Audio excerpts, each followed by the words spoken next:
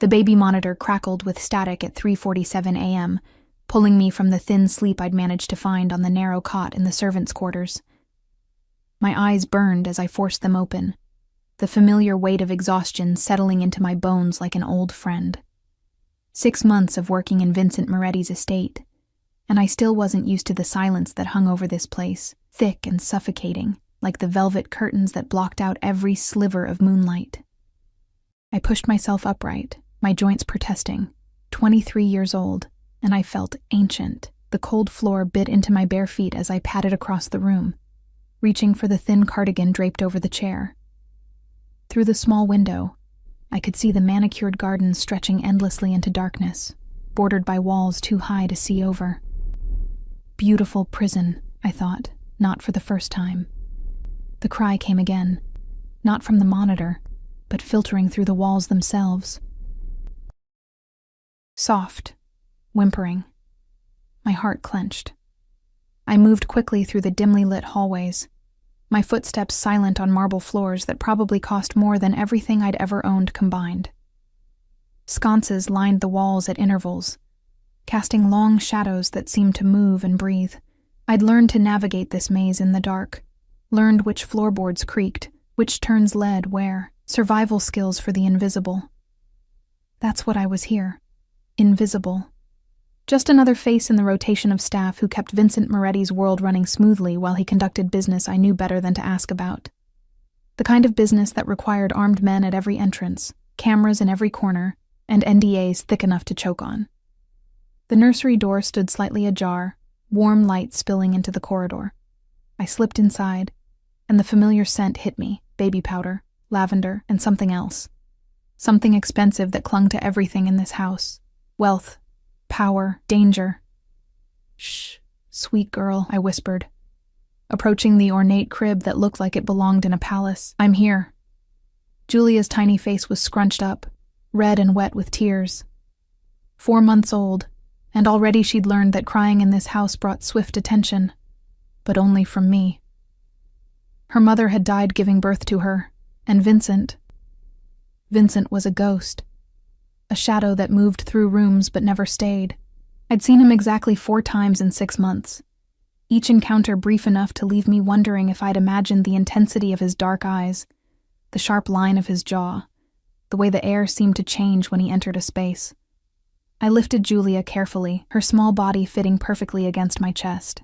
Her crying quieted immediately, replaced by small hiccuping breaths that broke my heart. I know, I murmured, swaying gently. I know, baby. The world's scary when you're alone. I knew that feeling intimately. 3 years since I'd left my mother's apartment in Queens with nothing but a backpack and determination. 3 years of invisible jobs for invisible girls, cleaning houses, watching children, existing in the margins of other people's lives. When the agency had offered me this position, I'd almost said no. The money was too good. The situation too strange. A widowed single father who needed a live-in nanny but was never home. But the money. God. The money. Enough to finally pay off my mother's medical bills. Enough to maybe, someday, stop feeling like I was drowning. I settled into the rocking chair, positioned perfectly to face the window overlooking the gardens. Julia's eyes were already drooping, her tiny fist clutching my finger with surprising strength. Let me tell you a story, I whispered, even though I knew she couldn't understand, but I told her anyway. The same story I told her every night when the loneliness got too heavy. Once upon a time, there was a little girl who dreamed of being seen. My voice was soft, barely above a breath. I sang too. Old lullabies my grandmother had taught me before she died, Portuguese words that tasted like home and heartbreak. Julia's breathing deepened, her small chest rising and falling in the peaceful rhythm of sleep. But I didn't move. I never moved right away. These hours between midnight and dawn were the only time I felt like I could breathe in this house. The only time the weight of invisible eyes didn't press down on me. I didn't know about the camera. I didn't know that in a penthouse office across the city, Vincent Moretti sat in his leather chair, surrounded by monitors and men with guns, watching a feed he'd installed the day I was hired. Insurance, he'd told himself. Security. He couldn't trust anyone. Not after Elena's family had proven that blood meant nothing when money was involved. I didn't know that for 6 months. He'd watched me every night. Watched me comfort his daughter with a tenderness that made something crack in his chest. Watched me sing in a language he understood but hadn't heard since his own grandmother died. Watched me hold Julia like she was precious when he couldn't even look at her without seeing Elena's face and feeling the betrayal all over again. I didn't know that tonight was different. That tonight, something in my voice, some crack of my own loneliness, had finally broken through the ice he'd wrapped around himself. All I knew was that Julia was sleeping peacefully, and for this moment, in this quiet darkness, we were both safe. I finally stood, moving carefully to place her back in the crib. She stirred but didn't wake, her small mouth forming shapes around invisible dreams. I adjusted her blanket, my fingers lingering on the soft fabric. "Sweet dreams, little one," I whispered.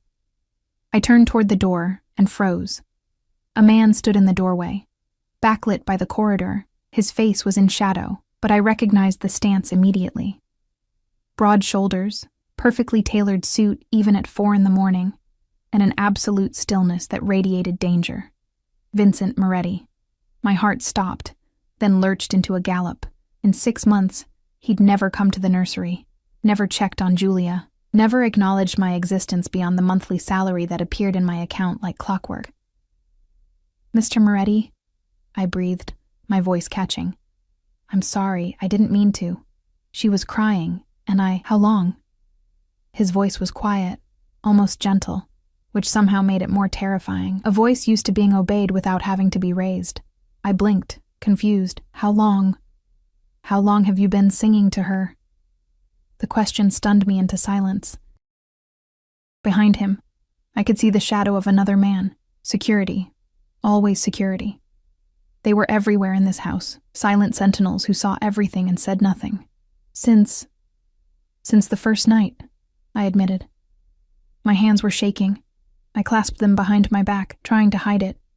"She cries if I don't. The singing helps her sleep." He stepped into the room, and the light finally caught his face. I'd forgotten how striking he was.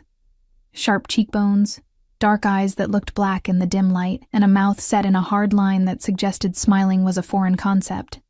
But it was the intensity in his gaze that made my breath catch, like he was looking at me, truly looking, for the first time. "Portuguese," he said. Not a question. "My grandmother." I stopped, unsure why I was explaining. "It's what she sang to me." Something flickered across his face, too quick to identify. He moved closer, and I instinctively stepped back until my legs hit the rocking chair. He noticed. Of course he noticed. "Don't be afraid," he said, which was possibly the most ridiculous thing anyone had ever said to me. I was a poor girl from Queens, standing in a mobster's nursery at 4 a.m, and he was telling me not to be afraid. He stopped a few feet away, his attention shifting to the crib. For a long moment, he just stared at his daughter. In the dim light, I saw something raw cross his face.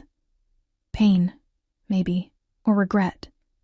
Then it was gone, locked away behind the cold mask. "She looks like her mother," he said finally. I didn't know what to say to that. Everyone knew Elena Moretti had died in childbirth. Everyone knew Vincent had loved her. And everyone knew better than to mention her name. "She has your eyes," I said quietly, before I could stop myself. His gaze snapped to mine, sharp and assessing. I wanted to look away, but couldn't. There was something magnetic about him, something that pulled even as it terrified. "You're not afraid to speak your mind. I probably should be," I admitted. The corner of his mouth twitched, not quite a smile, but close. "Probably."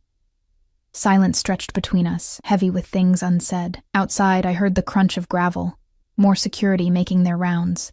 This house never slept, never let its guard down. "Tomorrow," he said finally. "I want you to bring her to my office at 3 p.m. My eyes widened. "Your office? But 3 p.m., Miss Chen." He turned toward the door, then paused. "And Maya?" He'd never used my first name before, never acknowledged he even knew it. "Yes?" "Thank you for taking care of her." Then he was gone, his shadow disappearing down the corridor, leaving me standing in the nursery with my heart racing and the distinct feeling that something had just shifted, something that couldn't be unshifted.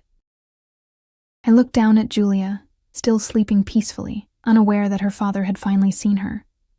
Finally seen us, and I couldn't shake the feeling that I'd just made a terrible, irreversible mistake. I didn't sleep after he left. How could I? I lay on my narrow cot, staring at the ceiling as dawn crept through the window, painting everything in shades of gray and gold. My mind kept replaying the moment. His voice in the darkness, the way he'd looked at Julia, the unexpected gentleness in his tone when he'd thanked me. Vincent Moretti didn't thank people.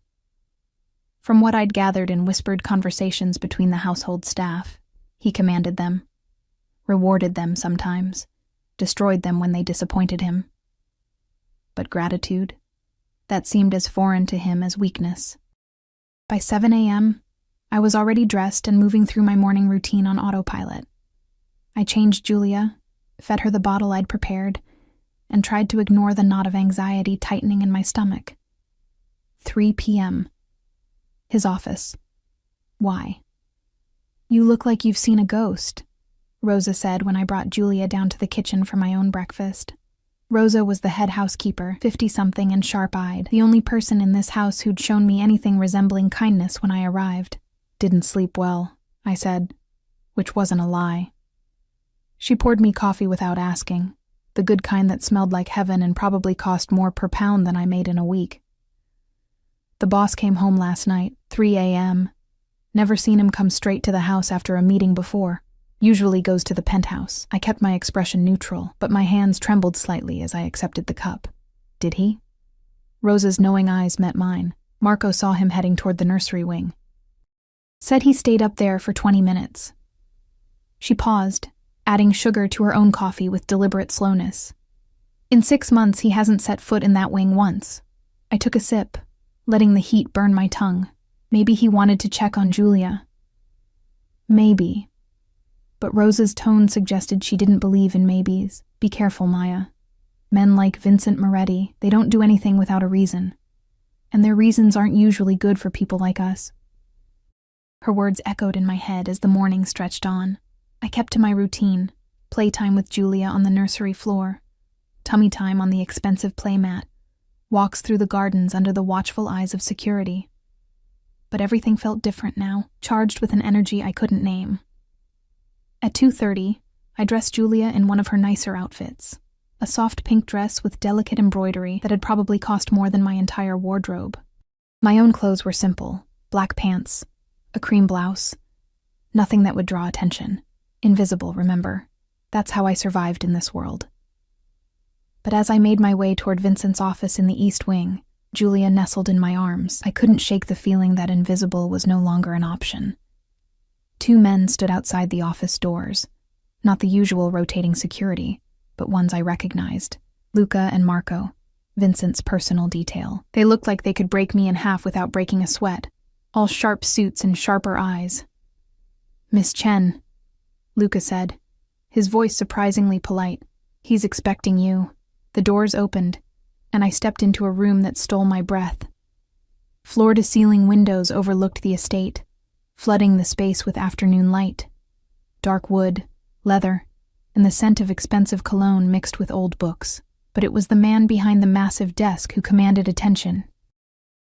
Vincent stood as I entered, and I realized this was the first time I'd seen him in full daylight.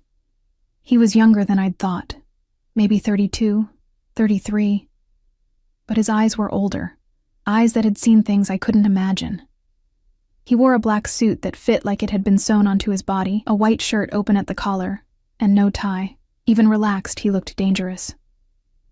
"Maya." My name and his voice did something strange to my pulse. "Come in. Close the door." I hesitated, and his expression softened almost imperceptibly. "Luca and Marco are right outside. You're safe." Safe was relative in this house, but I did as he asked. The door clicked shut with a finality that made my stomach clench. "Sit." He gestured to one of the leather chairs across from his desk. I sat carefully, adjusting Julia in my arms. She was awake now, her dark eyes, so like her father's, taking in the room with infant curiosity. Vincent came around the desk, and I tensed involuntarily. But he didn't approach me. Instead, he moved to the windows, his back to us, his hands in his pockets. The posture of a man carrying weight I couldn't see. "How much do you know about my wife?" he asked finally. The question caught me off guard. Only what the staff has mentioned, that she died during childbirth. That you loved her." "I did." His voice was flat, emotionless. "For 10 years, Elena was my everything. We grew up together, her family and mine, intertwined by blood and business. I thought I knew her better than I knew myself." He turned, and the look on his face made my breath catch. Pain, yes, but something darker beneath it, betrayal. 3 days before she died, I discovered she'd been having an affair with my cousin, Marco. Not the Marco outside, the other one. The one I trusted with my life. His laugh was bitter, sharp enough to cut. They'd been together for 2 years. Planning to run, take half my assets, destroy everything I'd built. She was going to use the baby as leverage. My own daughter, a bargaining chip. I held Julia tighter, my heart breaking for the innocent child in my arms, who would grow up with this story as her legacy. "I confronted her the night she went into labor," he continued, his voice dropping lower. "The stress, the argument. The doctors said it contributed to the complications. She hemorrhaged. Marco tried to run after she died. He didn't make it to the airport. The implication hung in the air. I didn't ask what happened to Marco. I didn't want to know." "Why are you telling me this?" My voice came out barely above a whisper. Vincent crossed the room then, moving with a predator's grace, and crouched in front of my chair. This close. I could see the fine lines around his eyes, the shadow of stubble on his jaw, the way his throat worked as he swallowed. "Because I haven't been able to look at her," he said, his eyes finally moving to Julia. "Every time I try, I see Elena. I see the betrayal. I see everything I lost." His hand lifted, hesitant, and brushed against Julia's tiny foot. She kicked, and something cracked in his expression. "But last night, I watched you with her. I heard you singing, saw the way you held her like she was the most precious thing in the world, and I realized, she is." Tears pricked my eyes. "She's innocent in all this. I know." His hand curled into a fist, then relaxed. "I've been punishing her for her mother's sins, and in doing so I've become exactly what I swore I'd never be. My father. Cold, distant, unable to love the people who need me most." He stood abruptly, moving back to the window as if he couldn't handle the proximity. "I've watched you every night for 6 months, Maya. The camera in the nursery, my blood ran cold." "You've been watching me?" "For security," he said quickly. "Initially. But then..." He ran a hand through his dark hair, a gesture so human it startled me. "Then it became about watching someone be the parent I couldn't be, watching you love my daughter when I was too broken to try." The confession hung between us, raw and honest in a way I suspected Vincent Moretti rarely allowed himself to be. "What do you want from me?" I asked, though I wasn't sure I wanted the answer. He turned, and the intensity in his gaze pinned me to the chair. "I want you to teach me how to be her father, how to look at her without seeing ghosts. How to..." He stopped, jaw clenching. "How to be human again." The vulnerability in his words shattered something in my chest. This man, who commanded an empire built on fear and power, was asking me, a nobody from Queens, to teach him how to love his own daughter. "I don't know if I can do that," I admitted. "You're already doing it." He moved closer again, and this time I didn't flinch. "Every night you show her what love looks like. Patience, tenderness. You make her feel safe in a house built on violence." His hand reached out, not toward Julia, but toward me. His fingers brushed my cheek, so gently I almost thought I'd imagined it. "You make me believe it's possible to feel something other than rage and grief." My breath caught. This was dangerous territory, dangerous in ways that had nothing to do with his business, and everything to do with the way my heart was suddenly racing. "Mr. Moretti." "Vincent," he corrected. "When it's just us, call me Vincent." "Vincent," I repeated, tasting his name. "This, whatever this is, I'm just the nanny. I can't..." "You're not just anything." His voice was firm, leaving no room for argument. "Not anymore. Not after I've watched you sacrifice your sleep, your comfort, your own needs, For a child who isn't yours, not after I've seen you be more of a mother to Julia than Elena ever intended to be. That's not fair to her memory, I said. But my voice lacked conviction. Isn't it?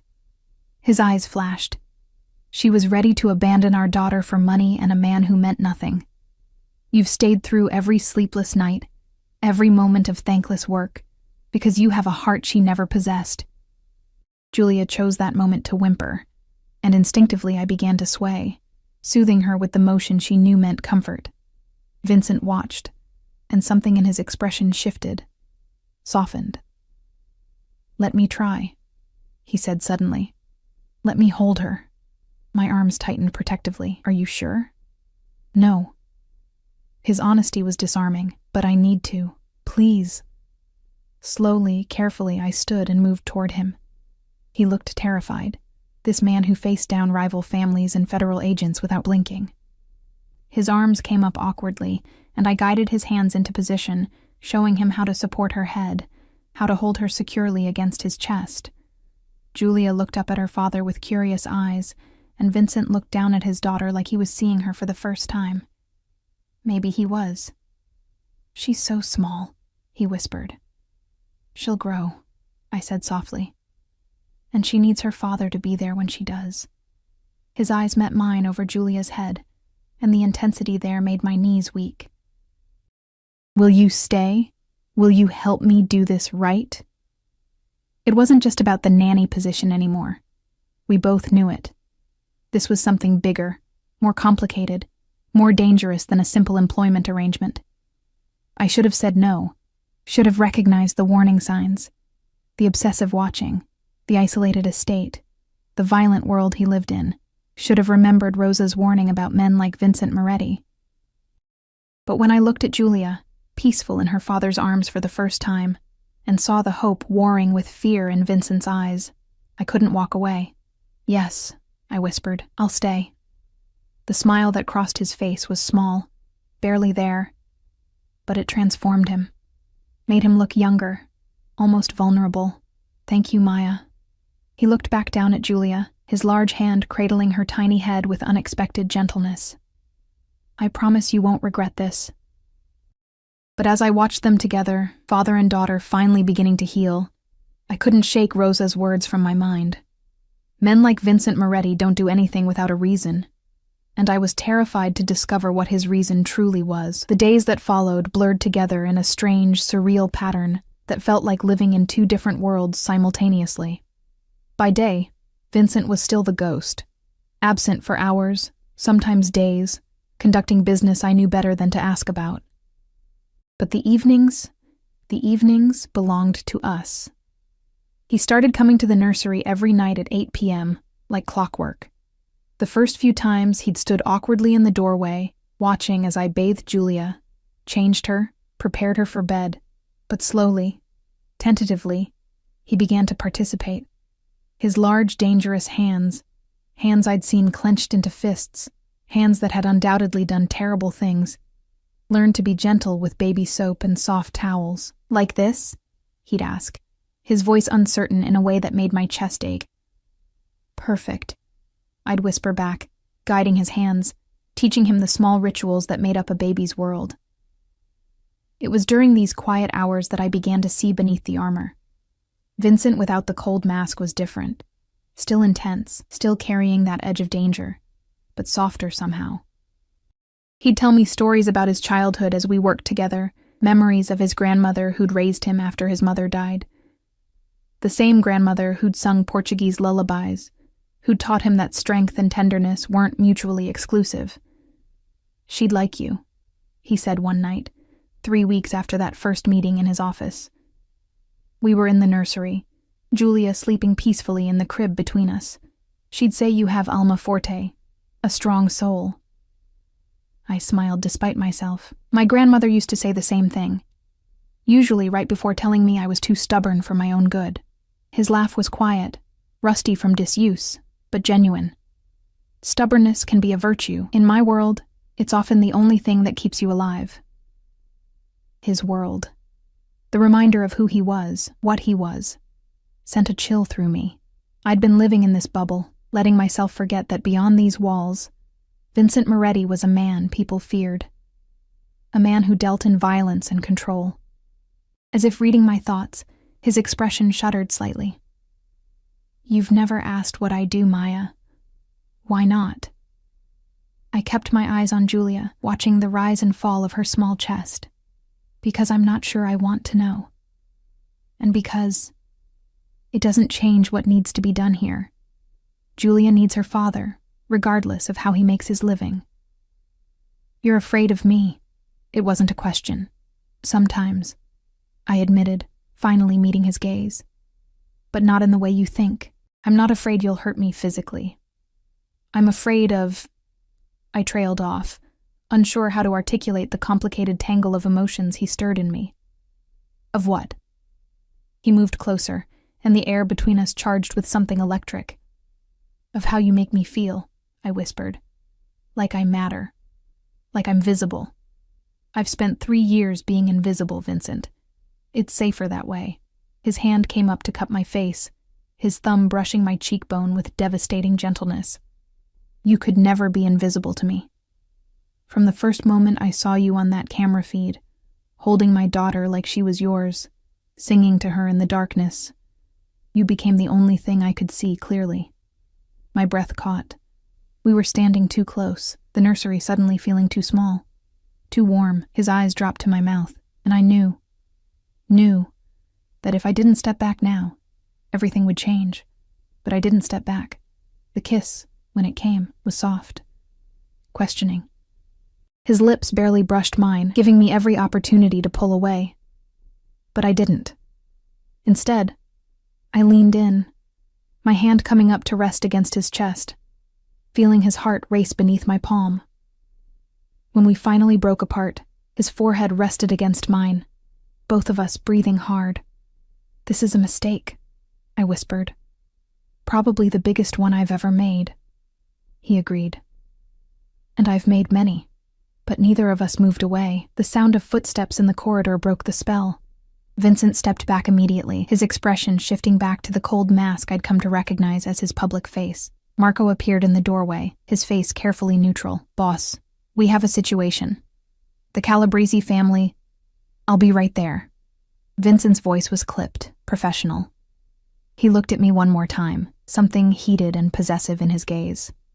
"We'll talk about this later." Then he was gone, leaving me alone with Julia and the ghost of his touch on my lips. I didn't see him for 3 days after that. 3 days during which I questioned everything. My judgment, my sanity, my rapidly deteriorating sense of self-preservation. Rosa watched me with knowing eyes but said nothing, which somehow made it worse. When Vincent finally returned, it was 2 a.m., and I was in the kitchen making tea, unable to sleep. I heard him before I saw him. The quiet footsteps, the whispered exchange with security. Then he was there, filling the doorway, still in his suit, but with his tie loosened and blood on his collar. My sharp intake of breath made him look down, notice what I'd seen. "It's not mine," he said flatly. "Before you ask." I set down my mug with trembling hands. "Should I ask whose it is?" "No." He moved into the kitchen, heading straight for the whiskey cabinet. "You should probably run as far from me as possible and never look back." "Is that what you want?" He poured 3 fingers of amber liquid, downed it in one swallow, then poured another. "What I want and what's good for you are 2 very different things, Maya. Maybe I should decide what's good for me." His laugh was dark, bitter. "You're 23 years old. You've probably never even gotten a speeding ticket. You have no idea what my world looks like, what it requires, what it takes from people. Then tell me." I moved closer, ignoring every instinct screaming at me to keep my distance. "Stop protecting me from the truth and just tell me." He turned, and the rawness in his expression stole my breath. "I hurt people, Maya. I ruin lives. I make decisions that destroy families, end bloodlines, burn everything someone has ever built to ash. Tonight, I watched a man beg for his life while my people held him down. He'd stolen from me, betrayed my trust, and I felt nothing as Marco put a bullet in his head. The words should have terrified me, Should have sent me running. But all I could see was the haunted look in his eyes, the way his hands shook slightly as he gripped the glass. You felt something, I said quietly, or you wouldn't be here at 2 a.m., drinking alone in the dark, with blood on your collar. Don't. His voice was sharp, warning. Don't make me into something I'm not. Don't romanticize the monster just because he knows how to be gentle with his daughter. I'm not. I reached out, my fingers brushing the blood-stained fabric. But I'm also not going to pretend that the man who holds Julia like she's made of glass is the same one who pulls the trigger. You're both, Vincent, and maybe that's what terrifies you most. His hand shot out, gripping my wrist. Not hard enough to hurt, but firm enough to make his point. You should be terrified of me too. I told you I'm afraid, just not of what you think. Then what? He pulled me closer, his other hand tangling in my hair. What are you afraid of, Maya? Of falling for you, I whispered. Of becoming so entangled in your world that I lose myself, of wanting something I can never truly have because you're you and I'm nobody. His grip tightened. Don't ever call yourself nobody again. Do you understand me? You're everything. The words came out fierce, almost angry. You're the only good thing in my life besides Julia, the only person who looks at me and sees something worth saving. Vincent, I'm obsessed with you. The confession tumbled out like he'd been holding it back for too long. Every night for 6 months I've watched you on that camera, watched you be everything I'm not. Kind, patient, selfless. I've memorized the way you move, the sound of your voice, the exact shade of your hair in the moonlight. I've imagined what it would feel like to touch you, taste you, keep you. His forehead pressed against mine, his breath hot against my lips. I want to lock you away in this house where nothing can hurt you, where you're mine and only mine, and that should scare you, Maya, because I'm not a good man. I don't know how to want things in moderation. My heart was racing so fast I thought it might burst. Then don't. Don't what? Don't moderate it. I rose on my toes, closing the distance between us. Don't pretend to be something you're not. Don't push me away because you think it's what's best for me. The kiss was nothing like the first one. This was consuming, desperate, months of watching and wanting crashing together in a moment of complete surrender.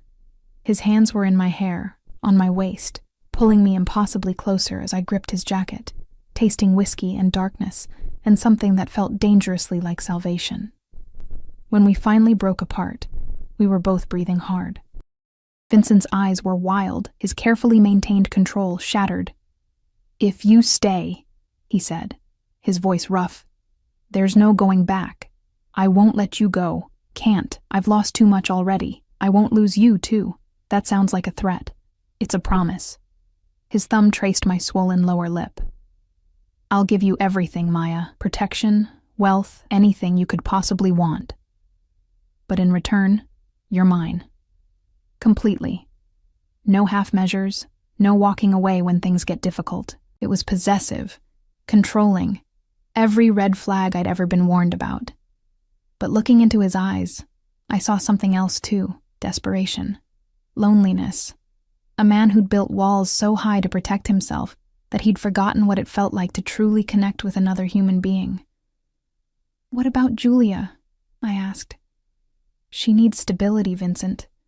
Not whatever this is between us. She needs both her parents, he corrected. A father who's learning to love her and a mother who already does. The implication made my head spin. I'm not her mother. Aren't you? His hands framed my face, forcing me to meet his intense gaze. You've been more of a mother to her than Elena ever was, even when she was alive. Julia lights up when she sees you. She's safe with you, happy, and He swallowed hard. I need you, Maya. Both of us do. Stay. Not as the nanny, but as mine, as ours. You're asking me to give up everything. My freedom, my independence, my whole life. To raise a child who isn't mine in a world I don't understand. Yes. No apology, no softening. Just brutal honesty. I'm asking you to choose this life, choose us, choose me with all my darkness and broken pieces, and in return I'll worship you, protect you, give you everything I have. I should have said no. Should have recognized this for what it was. A gilded cage, wrapped in passion and promises. But when I thought about leaving, about walking away from Julia's small smiles and Vincent's unexpected gentleness, about returning to my invisible life of cleaning other people's houses and existing in the margins, I couldn't do it. Okay, I whispered. His eyes widened. Okay? Yes. I'll stay. I'll be yours. I reached up to touch his face, feeling the stubble rough against my palm. But you have to promise me something, anything. Promise me you'll keep trying with Julia. That you won't give up on being her father, even when it's hard. Even when you see Elena instead of your daughter. Something flickered across his face. Surprise, maybe, that I'd asked for something so simple. I promise. She'll never doubt that she's loved. Not like I did. The vulnerability in those words cracked my heart open. I pulled him down into another kiss, sealing the promise, sealing our fate. When we finally pulled apart, Vincent held me close, his face buried in my hair. I won't let anything happen to you, he murmured. You're under my protection now, my family. Anyone who even thinks about hurting you will answer to me. The possessiveness should have frightened me. Instead, for the first time in 3 years, I felt safe. Even if that safety came wrapped in darkness and blood-stained collars. Even if I'd just signed away my freedom to a man who'd admitted he was obsessed with me. Even if I had no idea what tomorrow would bring. For tonight, in Vincent Moretti's arms, I was seen. I was wanted. I was home. The next morning, everything changed. I woke to sunlight streaming through unfamiliar windows and the disorienting realization that I wasn't in my small servants' quarters. The bed beneath me was massive, the sheets Egyptian cotton, and the scent of Vincent's cologne clung to the pillow beside me.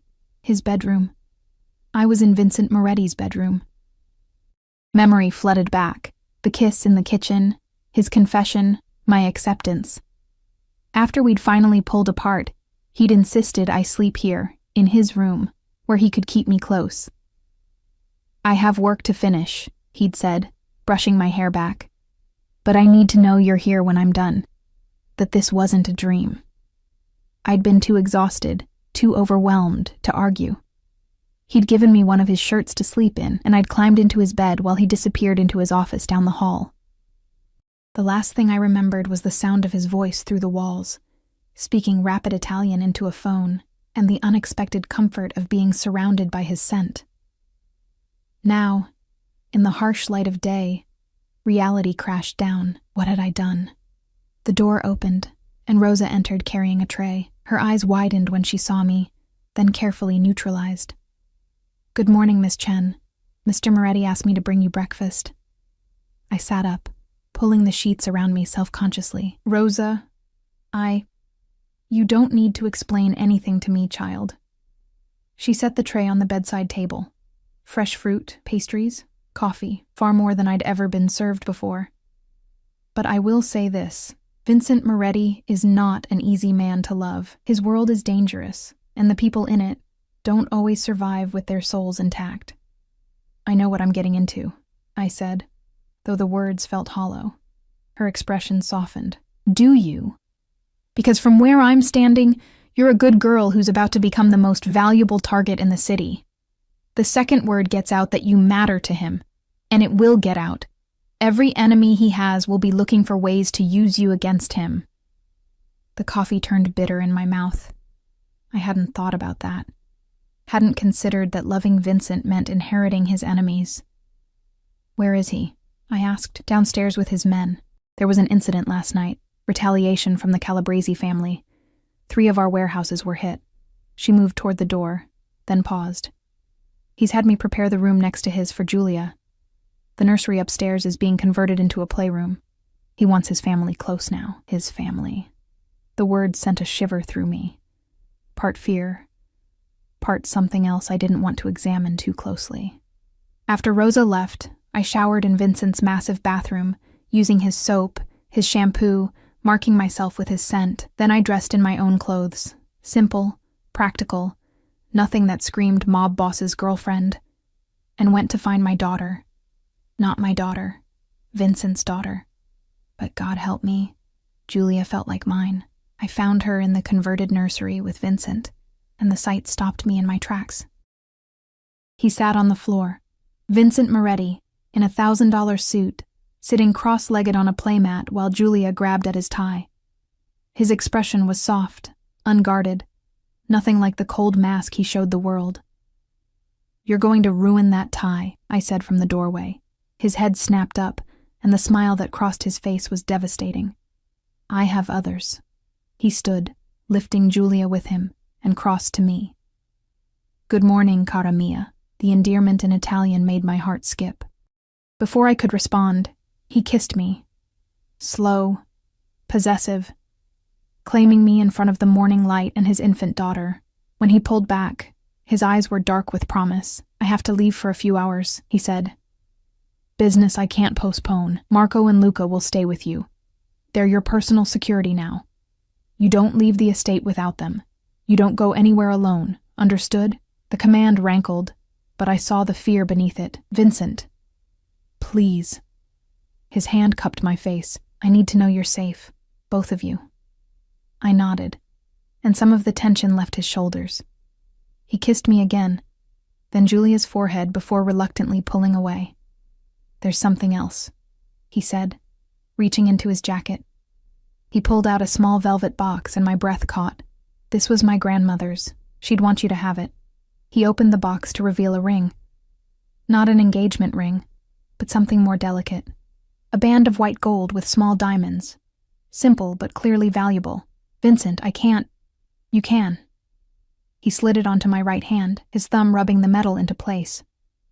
"You're part of this family now, Maya. My family. And everyone needs to know it." The weight of the ring felt like a brand. A declaration. A warning to anyone who might think of harming me. After he left, surrounded by armed men and the aura of controlled violence, I tried to fall back into routine. But nothing was routine anymore. Staff members who'd barely acknowledged my existence now treated me with deference. The security detail followed me everywhere. Not oppressively, but constantly present. And the ring on my finger caught the light with every movement, a constant reminder that I'd crossed a line I could never uncross. 3 days passed in this strange new normal. Vincent came to us every evening, and we'd become something like a family. He'd hold Julia while I prepared dinner in the main kitchen. His kitchen now, not the staff area. We'd eat together, talk about everything and nothing, and then he'd help me put Julia to bed before pulling me into his arms. The nights were when I learned the truth of Vincent Moretti. When the masks came off and I saw the man beneath, scarred, haunted, desperately trying to be better than his father had been. He told me stories about his childhood, about watching his father rule through fear and violence, about swearing he'd be different, about Elena's betrayal shattering that promise. I became exactly what I hated. He admitted one night, his fingers tracing patterns on my bare shoulder as we lay in his bed. Cold. Cruel. Incapable of trust.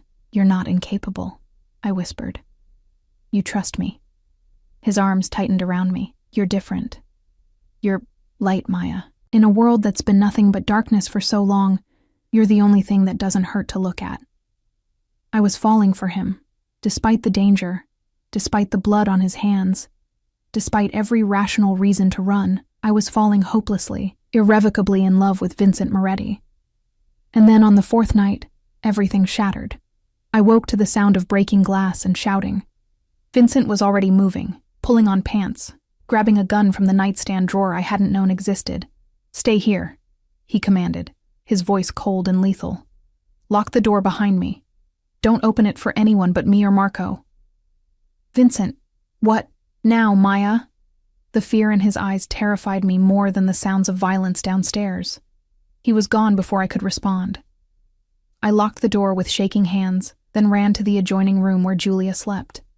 She was stirring, frightened by the noise. I scooped her up, holding her close to my chest, and retreated to the corner farthest from the door. Gunshots. I heard gunshots. Julia began to cry, and I clamped my hand over her mouth, trying to muffle the sound while whispering desperate Portuguese lullabies. My heart hammered so hard I thought it might break through my ribs. More shouting. A scream. Male, agonized, then cut off abruptly. footsteps pounding up the stairs. I pressed myself further into the corner, wishing I had a weapon, wishing I'd listened to Rosa's warnings, wishing I'd never fallen for a man whose world was built on violence. The doorknob rattled. Once. Twice. Then Vincent's voice, tight with urgency. "Maya, it's me. Open the door." I stumbled forward, unlocking it with fumbling fingers. He burst in. Blood splattered across his bare chest, a gun still in his hand. But his eyes found mine immediately, scanning me for injuries with desperate intensity. "Are you hurt?" He crossed to me in 2 strides, his free hand running over me, checking, confirming. "Did anyone touch you?" "No, we're fine." "What happened?" "Calabrese sent a team. 6 men. His jaw clenched. "They're dead now." The casual way he said it should have horrified me. Instead, all I felt was relief that he was alive, that we were safe. "This is my fault," he said, his voice rough. "They came for you. Someone talked. Word got out about you and Julia. They thought they could get to me through you." His hand cupped my face, almost crushing in its intensity. "I won't let that happen again. Do you understand? I won't lose you. Vincent, I'm moving you. Tomorrow. There's a safe house upstate, completely off the grid. You and Julia will stay there with a full security detail until I've handled this. You're sending us away?" Panic clawed at my throat. "I'm protecting you." His thumb brushed away tears I hadn't realized were falling. "The Calabrese family declared war tonight. It's going to get bloody, and I can't fight them if I'm worried about you every second." "Then let me help. No." The word was final. "You're not part of this world, Maya. You're the one good thing I have left, and I won't let it touch you." But it already had. The moment I'd agreed to stay, to be his, I'd become part of his world whether he wanted to admit it or not. Still, I nodded, because the fear in his eyes was too raw to argue with. "How long?" "A week. Maybe 2. However long it takes to end this." He pulled me and Julia into his arms, holding us like we might disappear. "I promise you, Karamia, I'll come back. And when I do, we'll be safe, all of us." That night, I didn't sleep. I lay in Vincent's arms, listening to his heartbeat, memorizing the feel of him beside me. Because despite his promises, despite the army of men protecting this house, I couldn't shake the feeling that everything was about to fall apart. And I was right. The next morning, as we prepared to leave for the safe house, Marco burst into the room where I was packing Julia's things. "Boss, we have a problem. It's about Miss Chen." Vincent's expression went carefully blank. "What kind of problem?" Marco's eyes flicked to me, then back to Vincent. "Calabrese doesn't just want her dead. He wants her alive. He's offering $5 million to anyone who brings her to him unharmed." The color drained from Vincent's face. "Why? Because apparently," Marco said slowly, "Elena wasn't just betraying you with your cousin. She was feeding information to the Calabrese family for years. And they think Maya might know where Elena hid the evidence. Account numbers, recordings, documents that could bring down half the families in the city. That's insane," I said. "I never even met Elena. How would I—" "It doesn't matter if it's true." Vincent's voice was dead, hollow. "They believe it. Which means every bounty hunter, every desperate soldier, every enemy I've ever made will be coming for you." He turned to me, and the devastation in his eyes made my knees weak. "I can't protect you here, Maya. I can't protect you anywhere. As long as you're with me, you're a target. And His voice broke. "I can't watch you die. I can't survive losing someone else I love." Love. The word hung between us, precious and poisonous all at once. "So what are you saying?" But I already knew. Could see it in the way he couldn't meet my eyes. "I'm saying I have to let you go." "No." The word ripped from my throat, raw and desperate. "No, Vincent. You can't. I have to." His hands gripped my shoulders, his eyes blazing with barely controlled emotion. "Don't you understand? Keeping you here is killing you. $5 million, Maya. That's enough to make even loyal men consider betrayal. Enough to bring every mercenary on the East Coast to my door. Then we fight." I clutched Julia tighter, my voice rising. "You have an army. You have resources. We can what? Live in hiding forever? Run from safe house to safe house while you look over your shoulder every moment?" His voice cracked. That's not a life. Not for you. Not for Julia. It's better than being without you. The confession hung in the air between us. Vincent's eyes closed, pain etching deep lines around his mouth. When he opened them again, I saw tears threatening to fall. The first time I'd seen him come close to crying. "I love you," he said. And the words destroyed me. I love you more than I thought I was capable of loving anything, and that's exactly why I have to do this. Because love means protecting you, even from myself. You're not protecting me. You're abandoning me. Abandoning us. I looked down at Julia, who was watching her father with wide, innocent eyes. She needs you, Vincent. We both do. She needs to be alive more. He reached out, his hand trembling as it cupped Julia's head. You both do. And I can't guarantee that if you stay. Marco cleared his throat from the doorway. Boss, we need to move. Calabresi's men were spotted 2 miles from the perimeter. Vincent's jaw clenched. He turned to Marco, and when he spoke, his voice was pure command. Get them out. Use the south exit. Take the unmarked van. Drive them to the airport. I have a plane waiting. New identities. New location. Somewhere Calabresi will never find them. Vincent! Please. I was begging now, tears streaming down my face. Don't do this. Don't make me leave. He pulled me into his arms one last time, crushing me and Julia against his chest. I felt his heart racing, felt the tremor in his hands as they held us. When he spoke, his voice was muffled against my hair. In another life, Maya, we could have been happy. In another life, I would have been a better man, the kind who could give you a normal life, a safe life. But in this life, all I can give you is a chance to survive. He pulled back, his hands framing my face, thumbs brushing away my tears. So, take it. Please. Take Julia and go somewhere beautiful. Raise her to be good and kind like you. Tell her about her father when she's old enough to understand.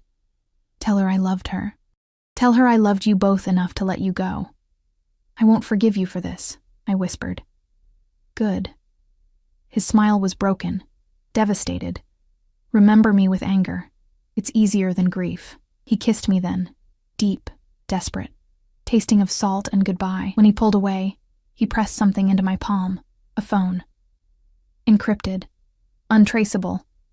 If you ever need anything at all, call the only number programmed in there. Money will appear wherever you need it, protection if someone finds you. I'll move heaven and earth to keep you safe, Maya, even if I can't be there to do it myself. Marco stepped forward. Boss, we're out of time. Vincent kissed Julia's forehead, his eyes closing as he breathed in her baby scent one last time. Papa loves you, Piccola. Never forget that. Then he was stepping back, physically tearing himself away from us. His face was a mask of anguish, and I realized with stunning clarity that this was killing him just as surely as it was killing me. Go, he said, now, before I change my mind and damn us all. Marco's hand on my elbow was gentle but insistent. I let him guide me from the room, down the servants' stairs, through corridors I'd walked 100 times before. Each step felt like dying. Each breath hurt. At the south exit, Luca waited by an unmarked van. He took my bag without a word, his expression carefully neutral. But I saw the tightness around his eyes, the way he wouldn't quite meet my gaze. Even Vincent's most loyal men knew this was wrong. As Marco helped me into the van, I looked back at the house one last time. Vincent stood at his bedroom window, a dark silhouette against the light. Even from this distance, I could see the rigid set of his shoulders, the way his hand pressed against the glass. I raised my hand, a gesture of goodbye, of forgiveness, of love that wouldn't die just because we were being torn apart. He didn't wave back. He just stood there, watching, as the van pulled away, and the only home I'd known for 6 months disappeared behind walls and gates and distance. 3 months. That's how long I lasted before I broke.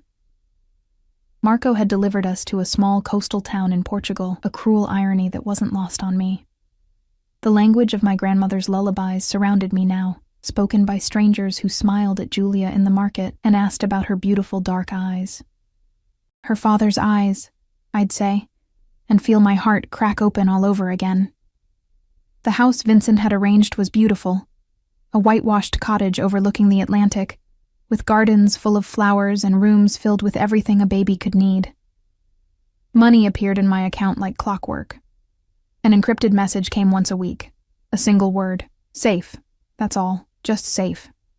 Confirmation that Vincent was alive, that the war with Calabrese continued, that he was still out there fighting battles I wasn't allowed to help with. I hated him for it. Hated him for sending us away. For making decisions about my life without my consent. For loving me enough to break both our hearts.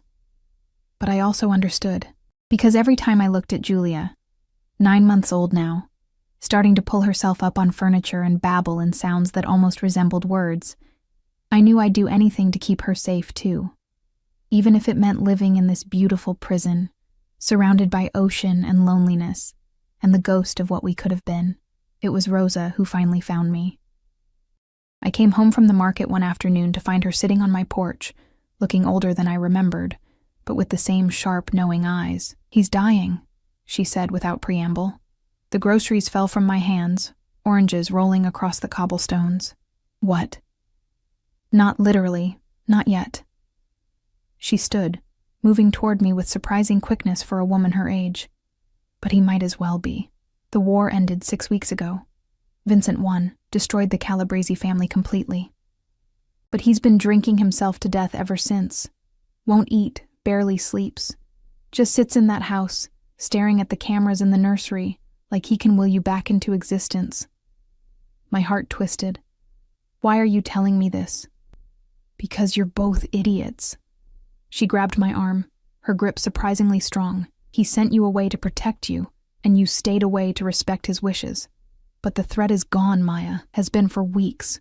And he's too stubborn and broken to call you back, and you're too hurt to reach out first, so someone needed to intervene.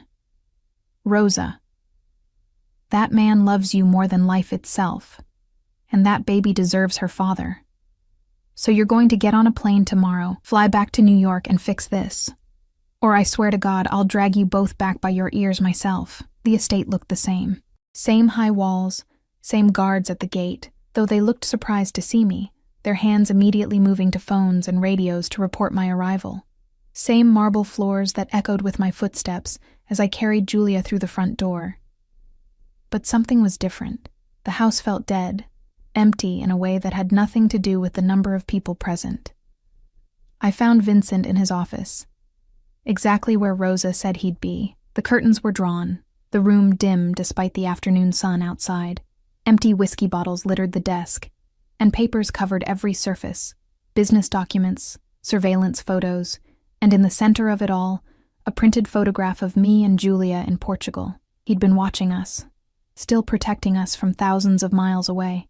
He didn't notice me at first. He sat slumped in his chair, staring at nothing, his face gaunt and shadowed with beard growth. He'd lost weight. His suit hung loose on his frame, and his eyes, God, his eyes looked dead. Vincent.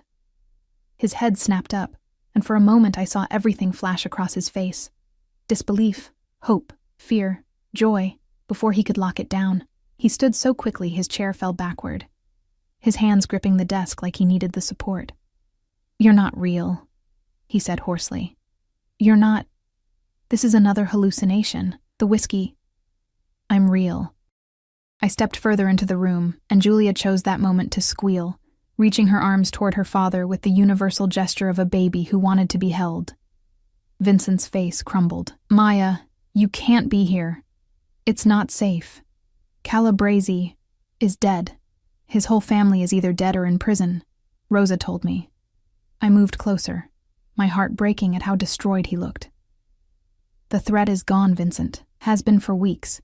So why didn't you call us home?" "Because..." His voice broke. He ran shaking hands through his hair, and I realized he was on the edge of falling apart completely. "Because I didn't deserve you back. Because I sent you away, made you cry, broke every promise I made. Because even with Calabrese gone, there will always be another threat. My world is darkness, Maya. It will always be darkness. And you..." He looked at me like I was the sun itself. "You deserve light. What I deserve," I said quietly, "is a choice. You made all the decisions last time, Vincent. You decided what was best for me, for Julia. You decided we needed to leave. You decided to suffer alone, rather than fight for us. I closed the distance between us, Julia still in my arms. So now I'm making a decision. I'm choosing you. I'm choosing this life, with all its darkness and danger. I'm choosing us. You're insane. But hope was creeping into his voice, tentative and fragile. You should run from me, hate me. I sent you away, to protect us. I know, and I spent 3 months hating you for it. I reached up, my free hand cupping his face, feeling the hollow of his cheek beneath my palm. But I also spent 3 months loving you, missing you, wanting to kill you and kiss you and scream at you all at once. So here I am, Vincent. I'm back. And unless you physically throw me out, I'm staying. His hand came up to cover mine, pressing it harder against his face like he needed the contact to believe I was real. I don't deserve you. Probably not. I smiled through my tears, but you're stuck with me anyway. He moved then, fast, desperate, crushing me and Julia against his chest. His whole body shook with the force of emotions he'd been holding back, and I felt wetness against my neck. Vincent Moretti was crying, the man who faced down enemies without flinching, who dealt in death and violence, was sobbing into my hair like a broken child. I'm sorry, he choked out. I'm so sorry. I thought I was doing the right thing. I thought... Shh. I held him tighter. Julia squeezed safely between us. I know. I understand. But we're here now. We're home. Home, he repeated, like testing the word. His hands came up to frame my face, thumbs brushing away my own tears. Say you'll stay. Promise me. Promise you won't leave again. I promise. I whispered. But you have to promise me something too. Anything. Promise me no more secrets. No more making decisions for me to protect me. We face things together from now on. As partners. As family, he agreed. Then his eyes dropped to Julia, who was babbling happily, completely oblivious to the emotional reunion happening around her. Julia, mia figlia. Did you miss Papa? She reached for him, and he took her with shaking hands, holding her close and breathing her in. The look on his face, pure love mixed with regret and determination, told me everything would be different now.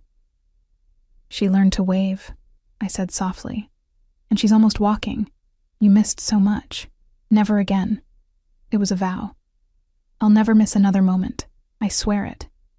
That night, after Julia was asleep in the nursery that had been converted back from a playroom, because Vincent wanted his daughter close, wanted his family under one roof where he could protect us, we lay tangled together in his bed. Marry me, he said suddenly.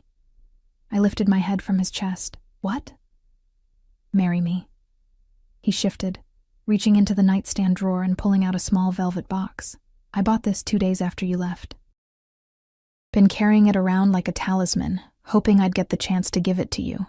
He opened it, revealing a ring that took my breath away, a single diamond, elegant and simple, exactly what I would have chosen. I know I'm damaged. I know my world is dangerous. I know I don't deserve you. But I love you, Maya. And I want the whole world to know you're mine. That we're a family. So please, cara mia, marry me. I looked at the ring, at the man offering it, at the life he was promising. It wasn't normal. It would never be safe. There would always be threats, always be danger lurking at the edges of our happiness, but it was ours. Yes, I said. Yes, I'll marry you. The smile that broke across his face was the most beautiful thing I'd ever seen. He slid the ring onto my finger, next to his grandmother's band, which I'd never taken off, and kissed me like a man who'd been given a second chance at salvation. I'll spend the rest of my life making you happy, he promised against my lips. I'll be the father Julia deserves, the husband you deserve. I'll be better. I swear it. I know you will. I pulled him closer, sealing the promise with a kiss. We both will. Together. 6 months later, I stood in the gardens of the estate, wearing a simple white dress, and married Vincent Moretti surrounded by flowers and family. Rosa, crying openly, Marco and Luca standing as witnesses, and Julia in Rosa's arms, clapping her tiny hands in delight. It wasn't a traditional wedding. There were armed guards at every entrance, security measures that would make a military installation jealous, and half the guests were men with dangerous reputations and blood on their hands. But when Vincent slipped the wedding band onto my finger and promised to love me until his last breath, I knew I'd made the right choice. Because sometimes love isn't about finding someone perfect.